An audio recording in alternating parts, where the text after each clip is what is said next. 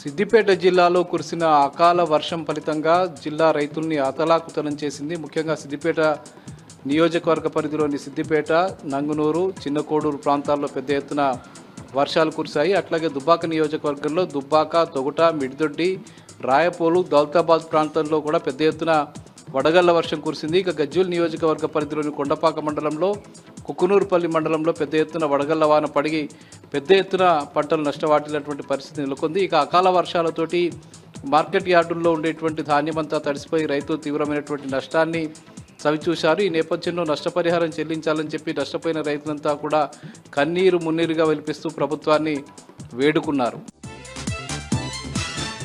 ఇక ఈరోజు సిద్దిపేట నియోజకవర్గంలో సిద్దిపేటలో మాజీ మంత్రి హరీష్ రావు పర్యటించారు. ముఖ్యంగా సిద్దిపేట మార్కెట్ యార్డుకు వెళ్ళి ఆయన నిన్న వర్షానికి తడిసినటువంటి ధాన్యాన్ని పరిశీలించి రైతులతో ఆయన మాట్లాడారు. సమస్యలు అడిగి తెలుసుకున్నారు, రైతుల్ని ఓదార్చారు. ప్రభుత్వం వెంటనే స్పందించి రైతులకు అవసరమైనటువంటి నష్టపరిహారాన్ని చెల్లించాలని చెప్పి ఆయన సందర్భంగా డిమాండ్ చేశారు. ముఖ్యంగా ముఖ్యమంత్రి రేవంత్ రెడ్డి అందాల పోటీలపై చూపించినంత శ్రద్ధ రైతుల సమస్యలపై చూపించడం లేదని, ప్రభుత్వం ప్రత్యేకంగా రైతులకు సంబంధించిన సమస్యలపై సమీక్షలు చేసి అవసరమైనటువంటి నిధుల్ని తక్షణమే మంజూరు చేసి నష్టపరిహారం చెల్లించాలని చెప్పి ఆయన ఈ సందర్భంగా డిమాండ్ చేశారు. ఇక దుబ్బాక నియోజకవర్గంలో ఈరోజు ఎమ్మెల్యే కొత్త ప్రభాకర్ రెడ్డి పర్యటించారు. ముఖ్యంగా దౌలతాబాదు, రాయపోలు, మిడిదొడ్డి మండలాల్లో ఆయన పర్యటించి వర్షానికి దెబ్బతిన్నటువంటి పంటని పరిశీలించి రైతుల్ని ఓదార్చారు. రైతులకు అండగా ఉంటామని ఆయన ఈ సందర్భంగా చెప్పారు. ప్రభుత్వం తక్షణమే పరిహారం చెల్లించాలని చెప్పి ఆయన సందర్భంగా డిమాండ్ చేశారు.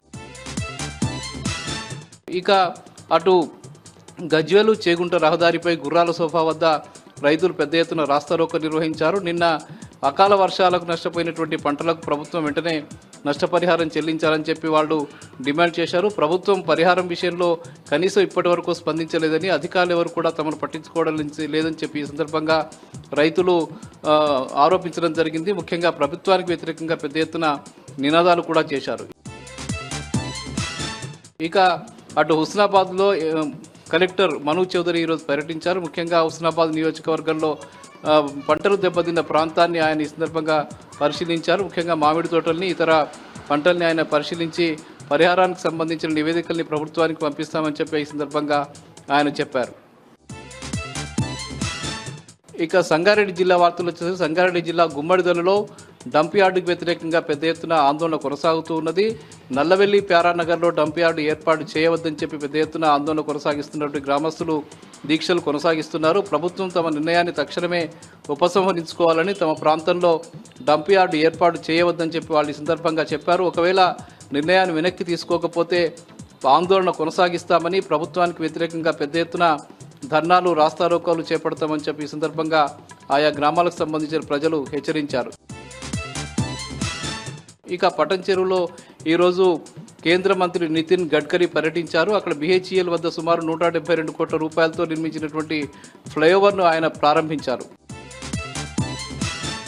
ఇక సంగారెడ్డిలో ఎమ్మెల్యే చింతా ప్రభాకర్ ఆధ్వర్యంలో మున్సిపల్ సంబంధించిన సమీక్షా సమావేశం జరిగింది. అటు సంగారెడ్డి పట్టణంలోనూ, సంగారెడ్డి నియోజకవర్గంలోనూ మంచినీటి సమస్య తలెత్తకుండా చర్యలు తీసుకోవాలని చెప్పి ఆయన ఈ సందర్భంగా అటు మున్సిపల్ అధికారులను, ఇటు తర్వాత RWS అధికారులను ఆయన ఈ సందర్భంగా సూచించడం జరిగింది. ఎక్కడ మంచినీటి సమస్య వచ్చినా కూడా తమ సీరియస్గా చర్యలు ఉంటాయని చెప్పి ఈ సందర్భంగా ఆయన వారిని హెచ్చరించడం జరిగింది.